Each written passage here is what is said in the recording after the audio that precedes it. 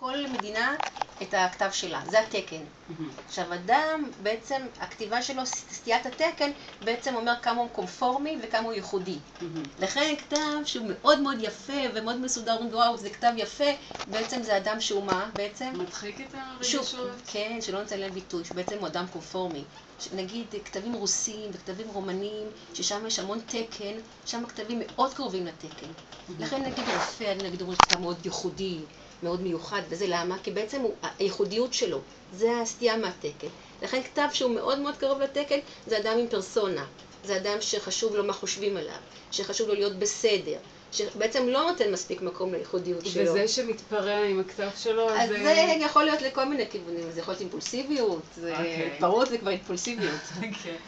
אבל נותן ליצירתיות שלו חופש וביטוי, אז אפשר לראות את זה. אז בדיוק, אז כתב שהוא קרוב לתקן, אז הוא לא יהיה יצירתי, או שהוא לא מראה את זה.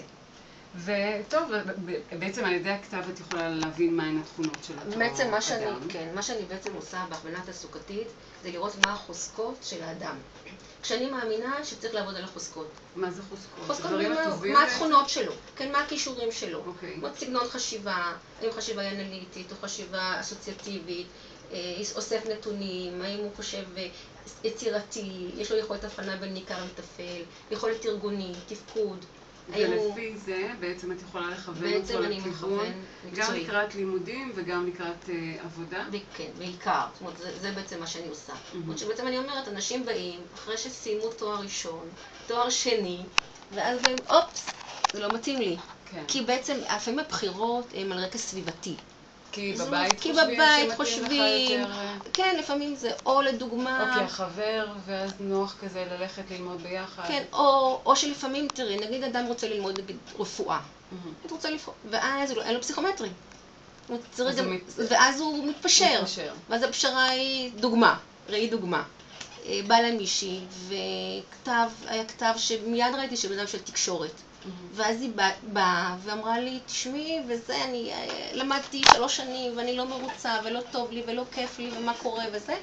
ובעצם אמרתי לה, רציתי ללמוד רפואה? היא אמרת לי, כן. אמרתי לה, אז למה למד ביולוגיה? ביולוגיה זה מחקר, זה מבחנות, זה לא תקשורת. ובעצם, ואז חשבנו, ניסינו לעשות את הפשרה, כי יש פסיכומטרי. ואם זאת אומרת 700 ומשהו, אז אין מה לעשות. נכון, אז לאלו שלמשל יש להם את הדבר הזה שבעצם חוסם אותם לקראת מה שהם באמת רוצים, ואז הם לוקחים את הפשרה. מה אפשר כבר לשנות? אז הפשרה יכולה להיות, אם אנחנו אומרים שנגיד שרפואה, שאדם של תקשורת, שצריך ללמוד רפואה, אז או שהוא הולך לרפואה אלטרנטיבית. במקרה שלה נגיד הצעתי לה תזונה. כי תזונה צריך 600 ומשהו פסיכומטר, זאת אומרת, אני תמיד לוקחת את הנתונים כשאני עושה את זה. עדיין מכוונת למקום שיהיה הכי קרוב שהכי קרוב, כן, שהכי קרוב למקום. ברור שאם היא לומדת ביולוגיה וצריכה לעבוד במחקר, אז זה ייקח לה בדיוק חצי שנה להבין, שלמוד 3 שנים, ועוד חצי שנה להבין שזה. לפעמים אנשים גם עושים תואר שני, מנסים לזוז קצת, אבל בעצם לא עשו את התהליך הנכון. אז לפי מה שאת אומרת, מאוד מאוד חשוב להגיע אלייך, בכלל, להתייעץ עם אנשים כמוך לפני שמחליטים לאן ללכת ללמוד, למשל. זה ברור. כי אחרי זה כבר עדיין להתפשר, זה עדיין להתאים את מה שכבר למדת למה שאנחנו רוצים להגיע, ויש הרבה פשרות. כן. לדוגמה, לפעמים אנשים אומרים, תראי, אני מאוד חלש בזה, אני רוצה לחזק. אז אני אומרת, בשביל מה אתה צריך לחזק מה שאתה חלש? אם זה מפריע לך לתפקוד היומיומי, בסדר.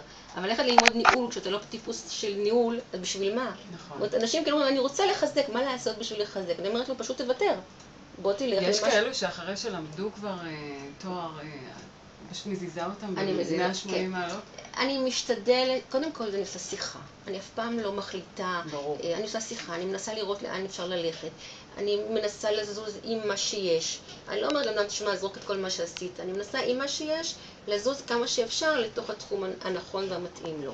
אני משתדלת לא לגמרי ואת גם מוסיפה עוד ערך מוסף למקצוע, לדבר המרכזי והעיקרי שבעצם את עוסקת בו, ואם אנחנו כבר פותחים את זה, אז את באה מבית כזה גם של נומרולוגיה. נכון. וזה רק נותן עוד חיזוקים למה שבעצם את יודעת בגרפולוגיה, את עוסקת בגרפולוגיה כבר הרבה מאוד שנים, נכון?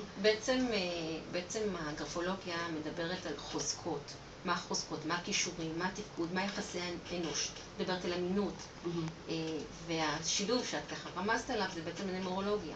כשהנומרולוגיה מדברת בעצם על זמנים ביטויים לבצע את המהלך. זה רק יכול להוסיף עוד נדבך להמלצה שלך לאותו... והסביבה הטבעית שאדם צריך להיות בה. ואת מוצאת את הדברים דומים גם בגרפולוגיה וגם בנומרולוגיה? ברור שיש דברים דומים, אבל זה לא סותר, כי אנחנו מדברים על דברים שונים. בעצם אחד הדברים שגילינו תוך כדי שעשינו... גם בנומרולוגיה אגב אפשר לדעת את התכונות, כן. אבל הנומרולוגיה לא יכולה להגיד אם אדם יש לו כל כך חשיבה אנליטית, אסוציאטיבית. ברמה מסוימת, אינטליגנציה הנומרולוגיה לא יכולה לראות, לעומת זאת הגרפולוגיה כן יכולה לראות. את האינטליגנציה של האדם. אז זה נותן בעצם חיזוק. ואם כבר אנחנו מדברים על חיזוקים, אז יש לנו פה גם עוד חיזוק מאותו בית.